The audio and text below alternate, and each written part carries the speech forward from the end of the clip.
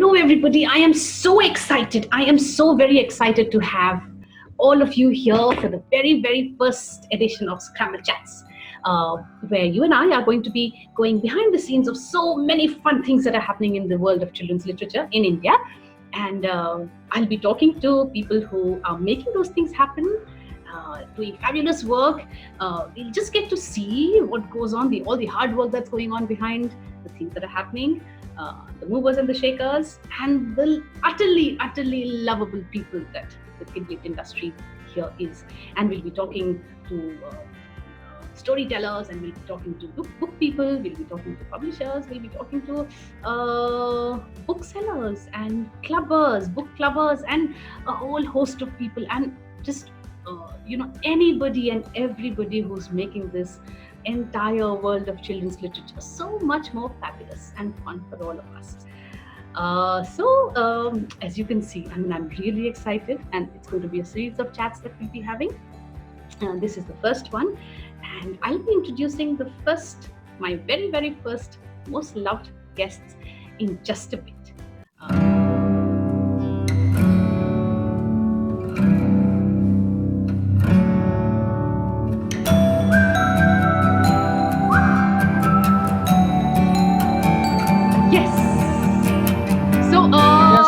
I'm sending out this huge, another big warm hug to Swati and Venkatesh here. I'm so excited to have them here, and this is the very first Scramble Chat, as we know. Let's see, and I hope you all chat.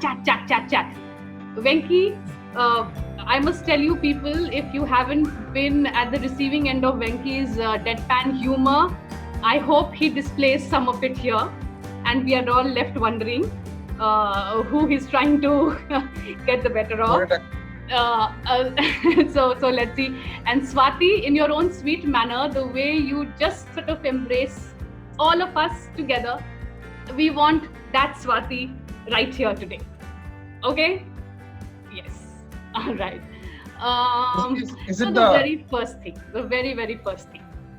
Whose idea was Bookaroo? I just want to understand, how did this whole thing come about? Remember, we're going to be talking a lot about the behind the scenes.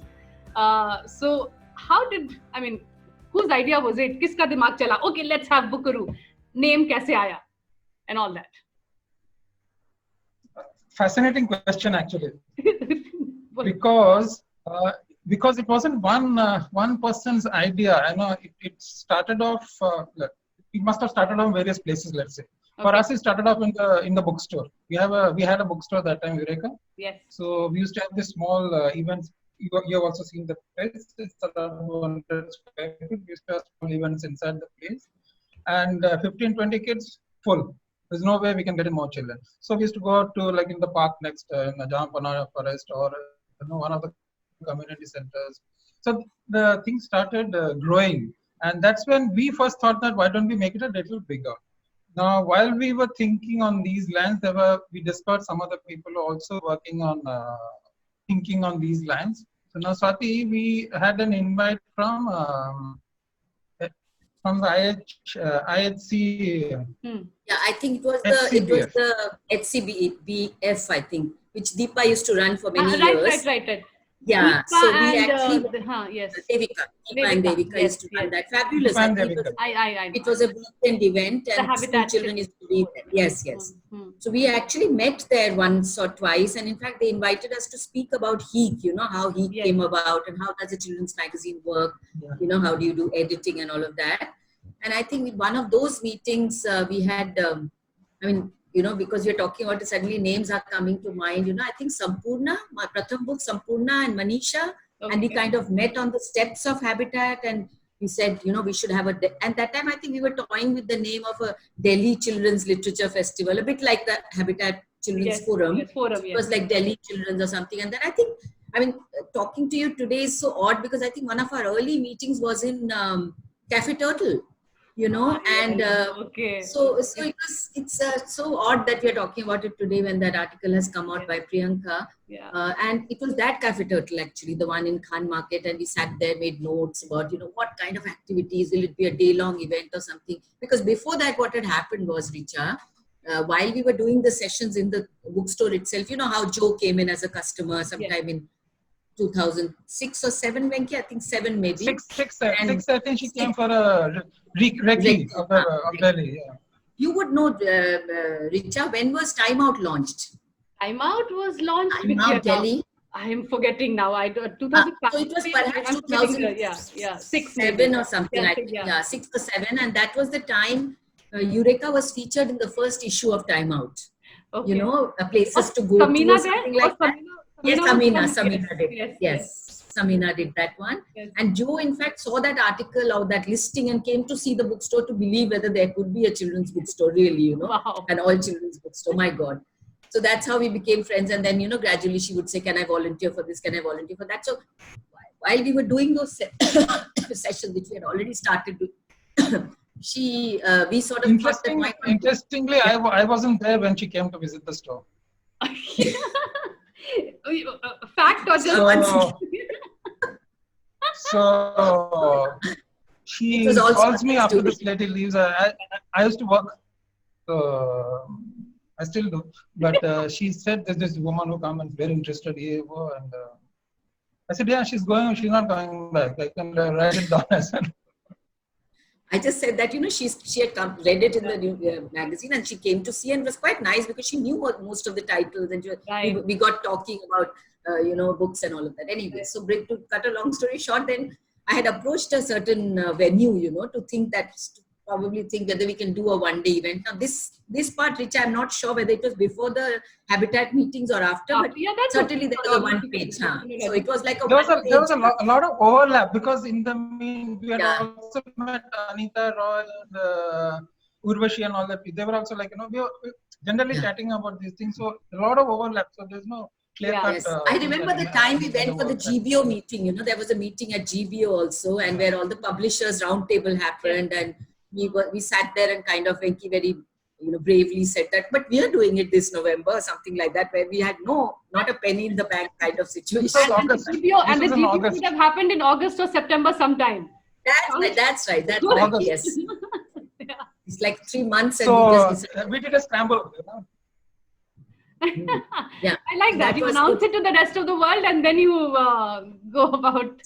Sort of go for it. But you know, the thing that worked for us was always the fact that we had done those 20, 25 odd children always in a session, then moving on to a park and moving on to a community center or to the local school or something, just to, or not hire, but collaborate and take a place for some time and do sessions. So in a way, the sessions, or particularly curating an event or dealing, so to speak, with a speaker or a publisher, that was all not new for us. So we weren't getting into the event sphere as such. We were only, it was a continuity with what we were already doing, except that we wanted a larger audience, because honestly speaking, there used to be parents with their noses on the glass door saying, can one more child come in? And I would always say, look, there's no space, even I'm standing on one corner.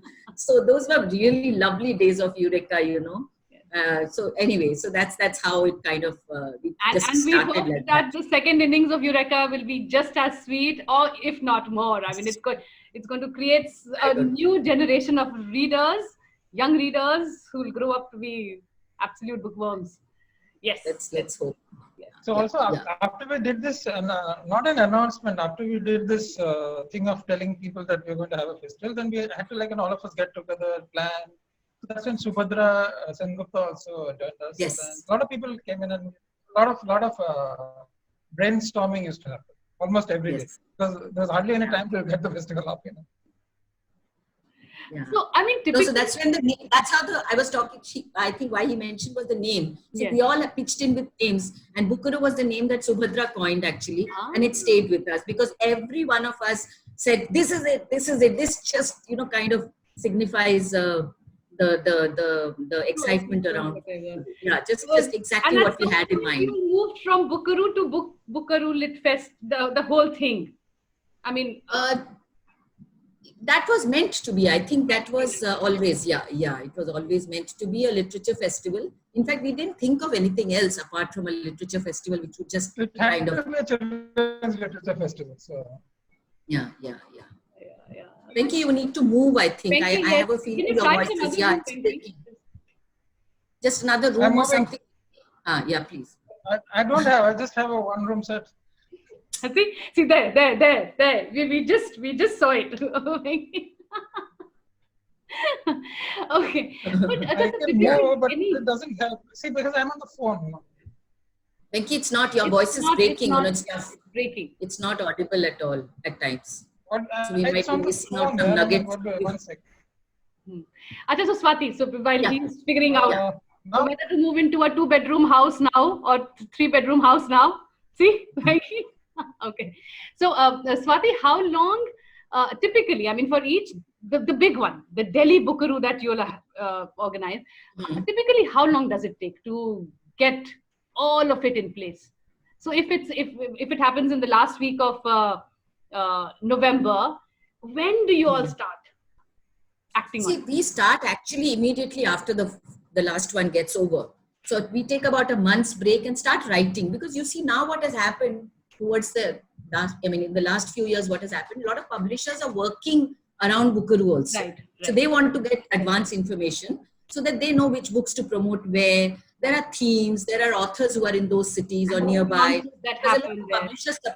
Publisher support goes into Buckaroo. So clearly we need to therefore align with their thought process, their marketing, whatever they have, their plans, etc.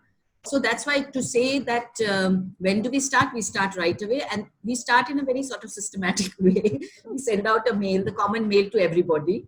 And then once the mail comes in, then starts the curation part of it, So we also think of themes or little things which we don't sort of announce, but it's unsaid kind of thing, So if you are going to Ahmedabad, we'll ensure that there are certain things that we would like. For example, this year we had a 90-year-old Gandhian in Ahmedabad, He's not written a book, but he's worked with Gandhi. So, those kind of things, those connections have to be made. Those connections have to be remembered, because honestly speaking, in the last, 2003 we started and we are in 2020. So 17 years, we made lots of friends and lots of people out there. And so, when we go to a new city and stuff like that, those connections, that kind of curation happens. But yes, but honestly speaking, the other thing that happens, Richa, is even if we have made a program or something, towards the end, a lot of unpredictable things also happen. People have to drop out for various reasons, or we don't get sponsorship. So that city might not happen then, and then, another time, and that time the authors are not free, things like that. So that's why I can't say that how much time does it take. It's an ongoing thing. Even on the morning of the event also sometimes. On the morning or in the morning of the event, because a flight is delayed. So what do? The person hasn't reached. So you just, and people can make out when you're going to somebody, another storyteller, what, Swati, who's dropped out and what is the age group. Do you have those 2-3 totally dependable people who are your... Our storytellers are totally dependable in that sense, and they can look at this. I mean, in Banaras, Venki, that time that Chetan couldn't make it, because his guru passed away. So he was on his way to... I remember.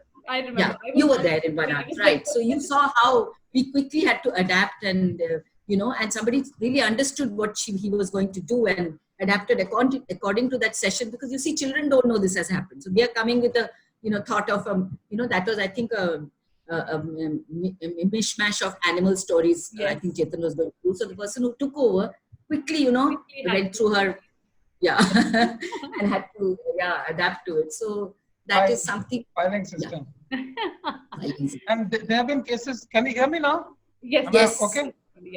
Yeah. Better, I think. And there have been instances when an author has forgotten the date. So he thinks actually tomorrow and the festival is today, and the evening, it's a 12 o'clock session. What do you do then? So 11:40, you call them up and they say, "Oh, it's tomorrow, isn't it?" No, it's today. That also has happened. How do you? But okay. But the thing is, how do you manage to keep your sanity intact through all of this? Because let me tell you, my impression. So each time I've seen you right from the first Buckaroo. There is always such a calm. I mean, no matter what is happening, the world could be blowing apart to bits, but the two of you carry about in that really calm sort of manner around, and you're going all over the place with that little thing. How do you all do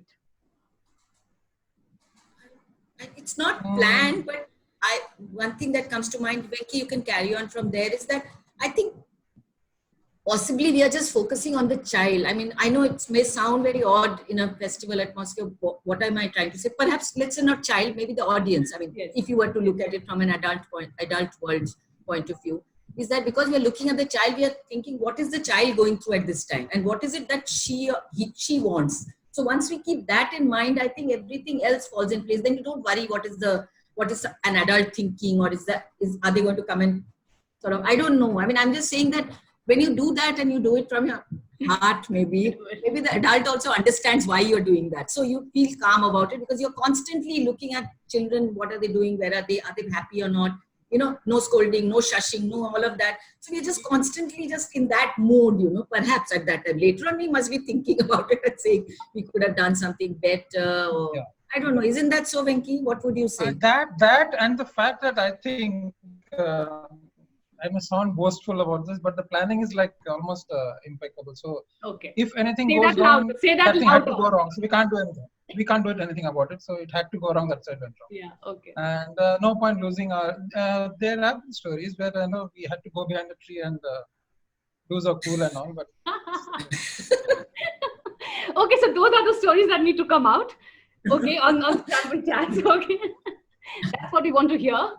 All right. But I mean, how many times have you all felt, okay, never again? It's not going to happen again. I mean, we're not going to get into it. And the next moment you're back to that planning all over again. So it has never been never. We have not said never again. But one does think, one festival is over. Like, let's rest a little, maybe that much, and we don't say never again because we want to do it every time. I think Richa, sometimes the thought that you have, what you're trying to ask us is, sometimes you wonder, why am I doing this? You know, I mean, everybody has a takeaway from a thing that they do. They plan something and do. So, at some point when it gets a little sort of, there is despair or something, you know what I'm talking about. Then you say, why am I doing this? And a lot of people have questioned because it just seems odd that you're putting in, like all your, life, I think, behind it. But I think that comes for a second or maybe a few seconds or maybe a day or something. And then you say, no, but this is what we wanted to do always. I mean, is there anything else I wanted to do at this point? No. So, so one of the pain points, about the pain points. So one of the pain points is sponsorship. And if we did have some amount of financial backing or some kind of a, falling back on something, so that there's a bigger team, a little bigger team, not a huge team. We don't want to be a corporate. We don't want to build an empire. It's a bit like just a little easy. Everything becomes easy. Then, then this kind of thing doesn't happen. Then you don't feel the pinch. You don't feel like never again or anything because it won't. So if there's no money, if there's more money, there's no pain. No. Yeah, maybe. But about the bigger team thing, I must tell you that the public perception is that Bookwood is the nice, meaty sort of a team that's there, a really big, robust one. And you have a huge, set of people who are there running around all the time, doing everything. So, I mean, the public perception is very, very. What do you have to say about that? You will have to move anymore. I've reached the end of the house now.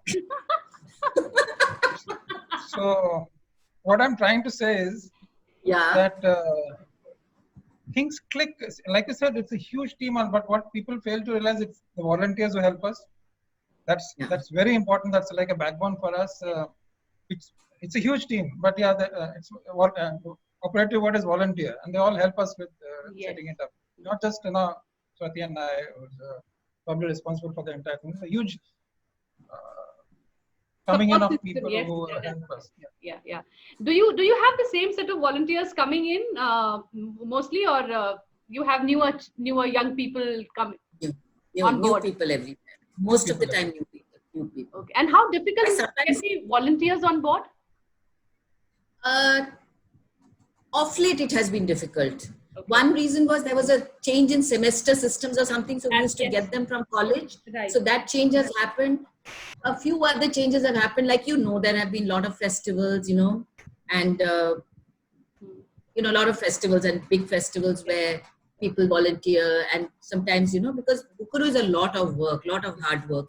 And we cannot offer that kind of facilities that possibly other festivals offer. So sometimes I feel that maybe there could be a. Venki, do you feel that way? Venki, do you feel that way? Yeah. Yeah, you're right. Sometimes, there is naturally, because in the early days, Buckaroo was the only festival, so you could have, that everyone was rushing to volunteer, being even mothers and all of that. Now I increasingly have seen that perhaps there is a bit of a comparison, and we have our one samosa and vada in the morning, one little, lunch and all that. We try to do it in the usual Buckaroo way, but just a thought. I mean, I don't know. I may be wrong completely. I volunteered in the very first one and the second one, and I was there in the author's lounge serving coffee, tea to everyone. And I never failed to bring it up with Rupa at all times, because Rupa was the one who was sitting there in the author's lounge, and it was for me. I hadn't even begun writing at that time, and it was so fascinating to just be there in the same lounge with an author I loved. It was just that. And I mean, I really enjoyed my time. Also, Richa, having said that, once the volunteer has come in and agreed, they are really good. They do what they are. That's all of them. That's true. Maybe it's difficult getting them, but once you get them, it's amazing. And follow everything. Okay. In terms of your temperaments, I mean, how hugely opposite are you all, and then how do you all end up bringing those strengths and those madnesses together to create Buckaroo? I mean, the way it comes to us. You don't have to think about it. We talk. I know. All that comes to mind immediately is that we are very different. Both of us are very different, as was, Joe also. I mean, we were kind of completely different people. But I don't know. Temperamentally, we are different. I mean, I am sort of more heart. Venki's more head, in a way. If one word difference could be brought to the fore. But I don't know. Venki, you say? What do you think? But things get sorted out by talking. It could be a 10-minute talk, might take 30 minutes to get things sorted out. And it could get done in 10 minutes. Everyone is of the same mind. Has it never come to a fist fight kind of a situation between the two of you? No, never. I never fight. You see, that's his humor talking. No, we haven't had fights, but we have had to, come to a compromise on an issue, sort of halfway kind of thing. But it has been sort of very loud also sometimes, maybe, or maybe it's not loud in the loud sense, but pretty intense. Yes. Okay. So then I have to be reminded also, by the way, I am very bad at that. Okay. So at the time of the festival, say I have agreed upon something after this, whatever you call it, that kind of a thing, and then I make the mistake again, so during a festival, so then I'll be sort of pulled aside and we agreed that you shall not, and then I have to go back. I'm the one who forgets. I sort of forget that part of it because of the heart. Basically just sometimes I give in, sometimes I sort of, I have a problem in being a little firm, let's say. Not that you will say, why do you have to be firm in a festival? It's a firm in life generally, so I'm not very firm with people. I am emotional, I can get angry and all, but I don't think I'm very firm, Okay. Yeah, Venki, have I summarized my negative points well enough for you? She may be meek, but she's not weak, if you know what I mean. That of course. She's one of the strongest people we have in the kids industry. I mean, in India. And everybody will vouch for it. I mean, she's that steadfast, rock solid person standing there for all of us. That of course, yes. But okay, so let's look at say one edition of Buckaroo. You said heart, heart and mind. What are the Swati touches? What are the Venki touches in a typical Buckaroo that happens?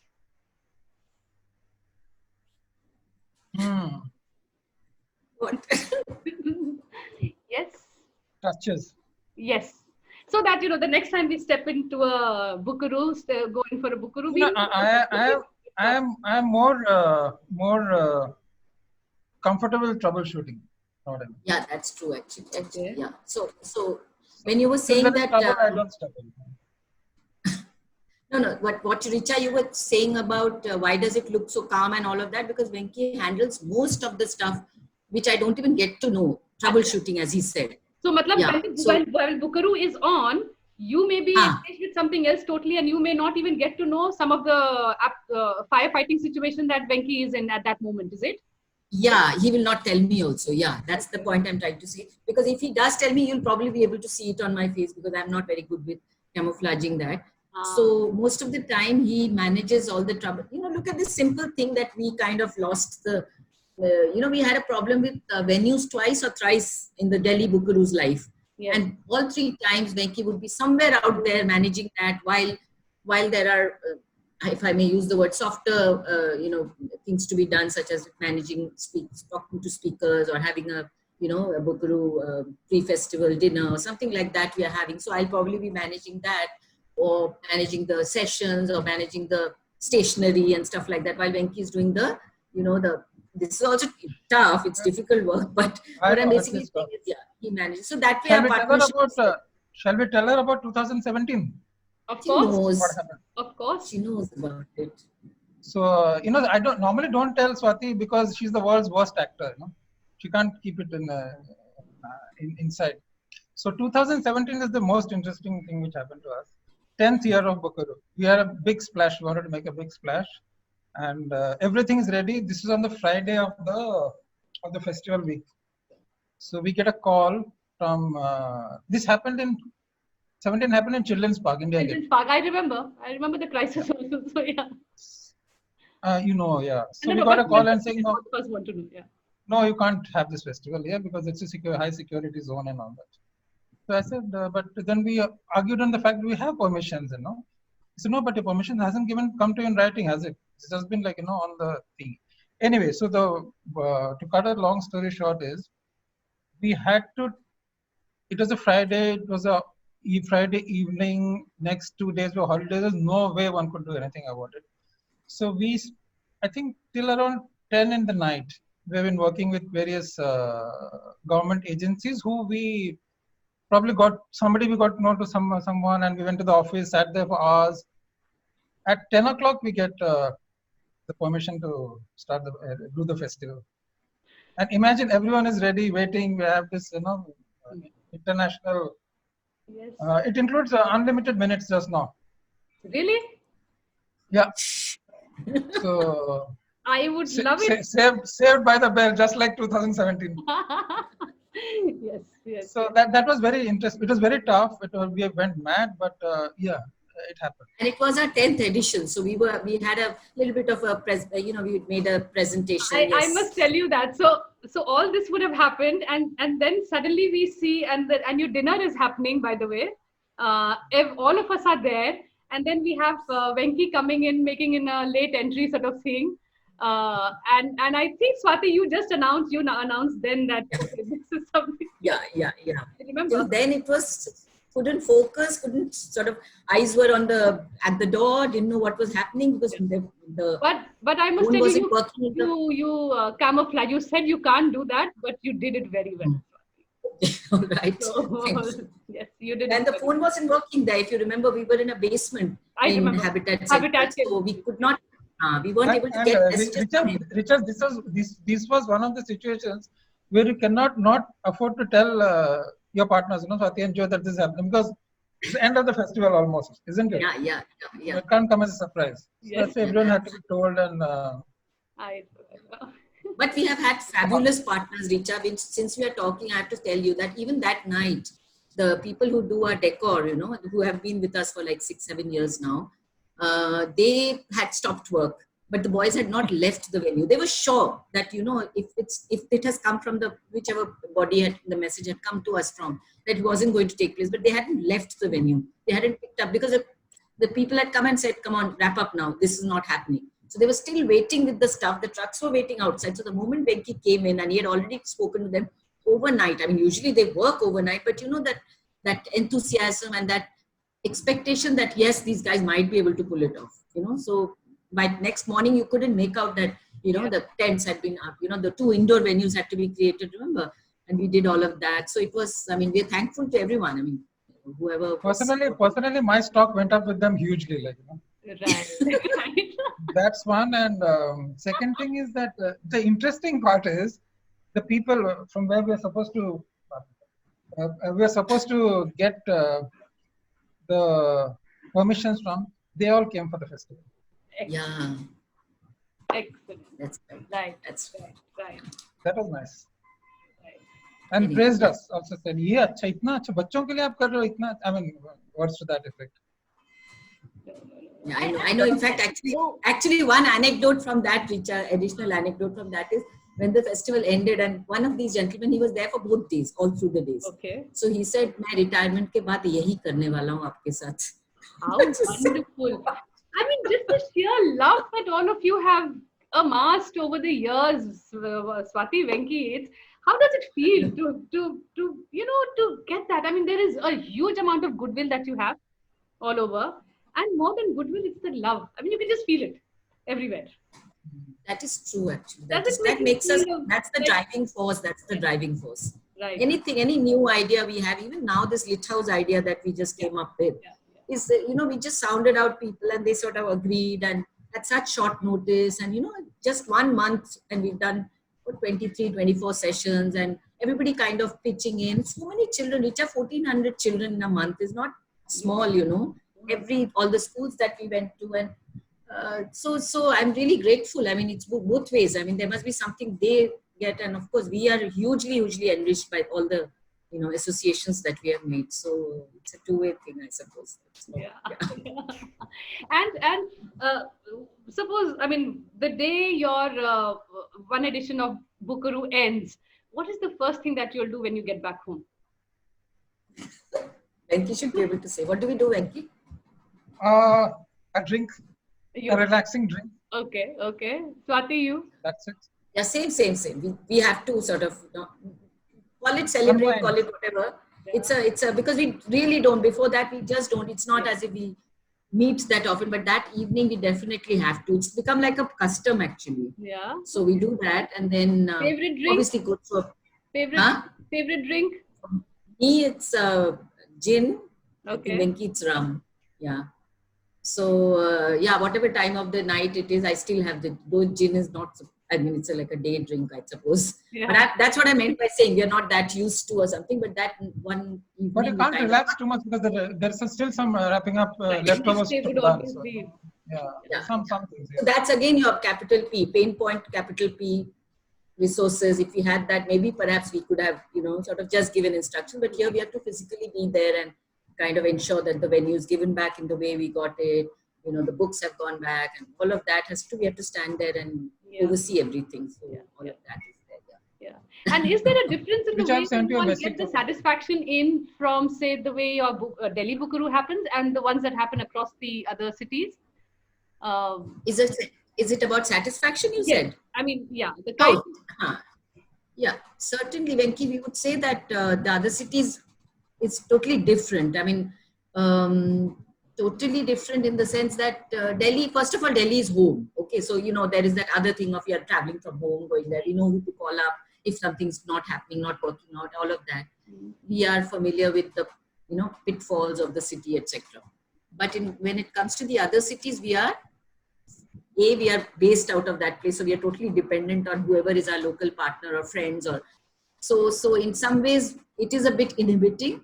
But at the same time, the festival itself, when it takes place, and the reception that we get from the audience, parents, teachers, children, everybody, that is at another level, totally at another level. And that's another driving force. We just realize that there's so much to be done, so much more to be done, so many more children to be, spoken with or reached. That's one very big difference. Delhi children have a lot going on. So it's okay if, they can come to Buckaroo or not come to Buckaroo. I'm not sure. We don't do that kind of... Also, it's a little more difficult to do an outstation Buckaroo in another city than in Delhi, simply because of the reason she said. Right. So in that way, maybe there's a little more satisfaction having done it successfully. And in certain places like Pune, we had Pune and all, we had good partners which helped a lot. And that's why we've done Pune thrice, I think. And but yeah, not all places are like Pune. We have to do a lot of stuff on our phone. Yeah. I just sent you a message on your phone, Richa. So there's a message Venki has sent on your phone. On my phone? Yeah. So there was this, there's another thing actually, again, coming back from the resource point of view, even for the other cities, if we could be there for a few more days beforehand or gone there a few times more, nobody believes that we actually go on the, the festival time. Yes. So can you imagine? So you're taking an entire festival, you're responsible for so many speakers, the books, everything. But in reality, we are doing that just 3 or 4 days before, even sometimes just a day before the festival takes place. So that's a lot of work. I must share this feeling that we as participants have, we as friends who are going there have, is that the day all of us reach, and it's usually in batches that we reach. So there'll be one set coming in from Delhi, Bombay, all people flying from all over the place. And when we reach, it's like both Swati and Venki are there to receive us with such warmth, with such love. And the day it gets over, and one by one people start leaving and all that. And then we see, so, when the car is moving out the way, or the bus, or whichever way we have come, we have to go back to the airport and all. It's like almost as if you're leaving a nice wedding, ghar ki shaadi thi koi, and you're leaving that venue, and there, the hosts are there, standing, waving you goodbye. And that's the kind of feeling we get when we see you, Swati and Venki, all the time. So it's like all of us coming in together for a nice festival, for a nice barat, shadi, whatever. And then with such fond memories each time. And the best part about it is that every Bookaroo ends up being unique in the experiences that all of us have. Now I'm telling you, our part of the experience. The memories that you'll help build. Those are what we take away with us, and they stay with us. I must tell you, people, that, for each of these outstation Bookaroos that they have, that we've had, they've created these little WhatsApp groups. And each of those WhatsApp groups, I'm guilty of not really being all that active, but each of those WhatsApp groups is a complete riot in itself. And the way everyone comes together to share things and to congratulate one another, and it's such a vibrant ecosystem that you've created right there of storytellers and illustrators, authors, everyone put together. And actually, what you're saying is true. What you're saying kind of aligns with what the thought that we, I don't know if it was a thought which was there before, but it kind of fits in with the thinking, is that it was all a very organic kind of growth. Yeah. Like you said, you were a volunteer in the first. Somebody else also was a volunteer who's become a good storyteller now, and she remembers fondly the Sanskriti Anandgram days, Yes. So I'm saying everything has been very organic. So they've seen the growth. So it's almost as if they have grown with the festival. Yes. So that's why we don't have to work very hard in impressing or, being right about it. So even if we make mistakes, they would have seen us in another situation where we didn't make that mistake, or we didn't intend to make that mistake. Yes. So there's never a, which is a double-edged sword, because then again, you are not a very well-planned corporate kind of strategy, kind of all of that. We don't have all of that. So possibly the capital P comes from there also. Yes. So I don't know. I'm just saying. We don't. Sorry, we don't. Venki, you've been breaking up. You're gone. I'm choked over emotion. We don't repeat mistakes. We make new ones, but only repeat mistakes. Yeah. True. Okay. One other thing I wanted to ask you. See, there's a lot of, especially for outstation Bookaroos, when we go, you put a lot of thought behind how to keep us all engaged outside of the Bookaroo session times, yeah? And, again, the way you all plan things for the after the session in the evenings, at night, that again goes on to show how deeply you have thought about it. See, there are two ways of planning things. One is, you make it a mechanical list of things to do. Okay, this has to be ticked off, so your people have to be comfortable, etc., etc. And one is trying to just ensure that, whoever is there goes back with the fondest of memories that's possible, experiences and memories. So how do you all go about creating those kind of plans for us? I remember like Kohima, I'm telling you, every day, every time I sit with a jug, with a can of beer, there is not a single day when I don't think of the root beer that we had, So it's those little things that you have created in our heads now, and it's going to stay with us forever. Or just the drive and the moonlight, and there's just so many things that happen when you're a part of Bookaroo. So how do you go about ensuring those little touches? While we do the festival proper planning, we also try to find out about the place, what's interesting, or talk to our local partners, what's interesting, which can be done non-festival time. As in, there has to be after our thing. That's been a bottom line for every Bookaroo we've gone on. Okay. The after hour is also thought out as much as the planning of the festival is thought out initially. Yeah. So we don't know how. There may be places we don't know anything about, like Kohima, for instance. But we had a partners who will tell us, "Ye kar sakte hain, we can do that, we can try this." So that's how things happen. For every city, we have one section planning this also. That is the head. That is the head speaking, but the heart will interpret it like this: that just as when we go to a new city, we find things to do, etc. We think of it that way, So if I enjoyed this or I saw this, and most of the time we find that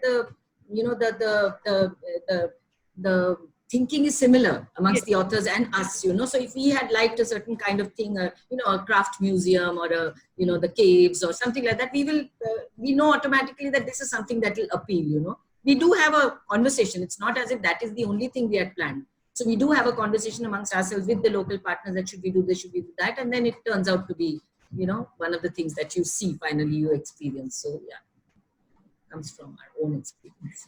Yeah. Okay. Now we'll be nearing our 1 hour. So tell me a little about the second innings of Eureka, the bookstore. If you'd like to talk about it yet. Yeah, we would. I mean, it's so interesting. It's so good. It's such a good feeling to us. So we have to talk about it. We can't stop ourselves, I think. It happened sort of accidentally in that sense, because we had this thought about restarting the bookstore ever since we closed it down. Okay, but we don't know. So tell the people here, tell our viewers here. 2014 is when we closed down Eureka, the bookstore. Simply because of the higher rents and all, we couldn't manage the sales versus the rents thing.